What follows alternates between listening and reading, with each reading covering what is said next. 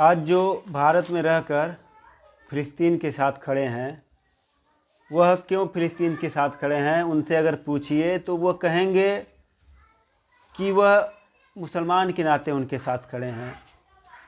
तो एक बात आप लोग जान लीजिए, अगर कल को कभी पाकिस्तान के साथ युद्ध हो जाता है तो यह लोग पाकिस्तान के साथ खड़े मिलेंगे, कभी भी यह भारत के साथ खड़े नहीं मिलेंगे।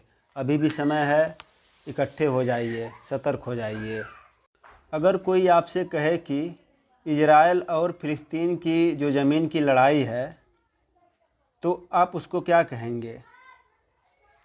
दरअसल हम बात कर रहे हैं जो इजराइल और फ़िलिस्तीन के बीच जंग छिड़ी हुई है उसके बारे में। आप सभी को प्रणाम, मैं राजन सिंह। इस तस्वीर को ध्यान से देखिए। इसके बीच में जो छोटा सा लाल रंग का स्पॉट है वह इजराइल और इसके चारों ओर हरे रंग की ज़मीन है, वह अरबों की दुनिया है। 1947 में यूनाइटेड फ़िलिस्तीन और इजराइल के बीच में ज़मीन का बंटवारा करके दिया था। तो इजराइल को छोटी उंगली के नाखून के बराबर ज़मीन दी थी, लेकिन अरबों ने उसे रिजेक्ट कर दिया और नवजात इजराइल स्टेट पर हमला कर दिया। तब से अरबों ने 4 बार जो है इजराइल पर हमला किया है और हर बार वह हारे हैं इजराइल से। और हर लड़ाई में अरबों ने अपनी ज़मीन खोई है। आधा जेरूसलम जो अरबों का था उसे पूरा खोया है। गोलान हाइट्स की पहाड़ियाँ खोई है। सिलोई हेरिटेज खोया है। इजराइल ने इजिप्ट को सिनोई और डेजर्ट लौटा दिया है। फिलिस्तीनियों को गाजा पट्टी और वेस्ट बैंक की ज़मीन दे दी है। हर बार इजराइल ने थोड़ी थोड़ी जीती हुई ज़मीन लौटाई है, इस उम्मीद में कि बदले में उसे शांति से जीने का अधिकार मिलेगा।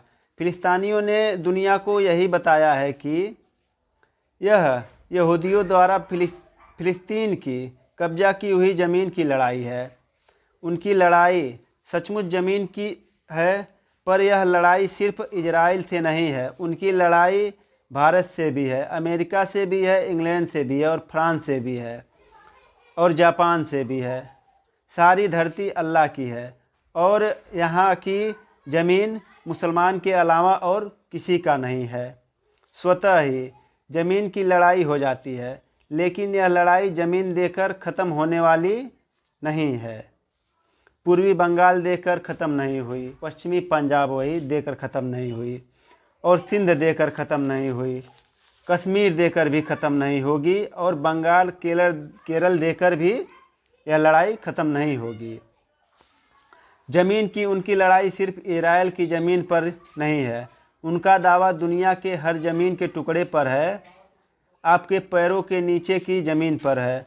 अंतर सिर्फ यह है कि यहूदी अपने पैरों के नीचे की ज़मीन की लड़ाई के लिए लड़ रहे हैं और हमारी कोई तैयारी नहीं है।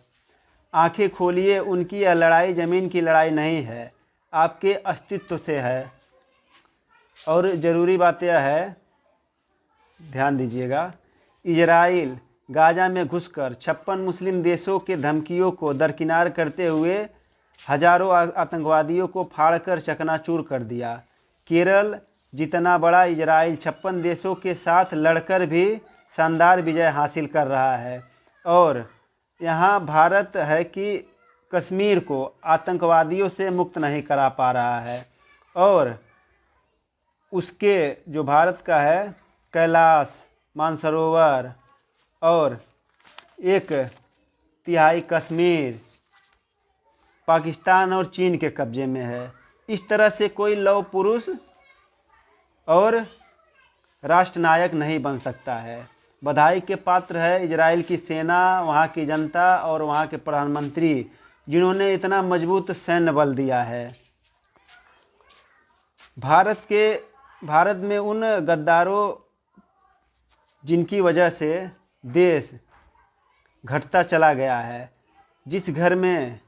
जिस देश में बहुत बुद्धिमान हो जाते हैं और कई नेता और कई मालिक पैदा हो जाते हैं, वह देश पूरी तरह से नष्ट हो जाता है। और अंत में सबको रोने के सिवा कुछ नहीं बचता है। यह लड़ाई धर्मवाद की है। यह लड़ाई मात्र ज़मीन की लड़ाई नहीं है, यह लड़ाई अस्तित्व की है। धन्यवाद।